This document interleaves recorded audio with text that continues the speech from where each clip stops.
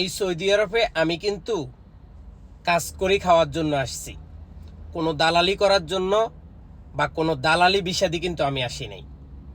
আমি নিজে ভিসা পছন্দ করে সৌদি আরবে আসছি এবং আমার বাবার টাকায় আমি সৌদি আরবে আসছি, আমার নিজেরও কোনো টাকা না।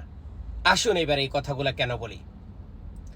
আমরা যে চাকরির বিজ্ঞাপনগুলো দিই, এই বিজ্ঞাপনগুলোর মধ্যে অনেকগুলা শর্ত থাকে, অনেকগুলা সিস্টেম থাকে। সৌদি আরবে কি আমার বাবার কয়েকটা কোম্পানি আছে, আমার বোনের জামাইয়ের কোম্পানি আছে, আমার ভাইয়ের কোম্পানি আছে, আমার দাদার কোম্পানি আছে, আমার খালতো ভাইয়ের কোম্পানি আছে, আমার বাপের কোম্পানি আছে? না। আমি যেই বিজ্ঞাপনগুলো দিই এগুলা আমার আশেপাশে থাকা কোম্পানির বা আমার পরিচিত কেউ। তাহলে আমি যে বিজ্ঞাপনগুলো দিতেছি, এই বিজ্ঞাপনগুলো কেন দিই? ওই কোম্পানি আমাকে চিনে যে আব্দুল আজিজ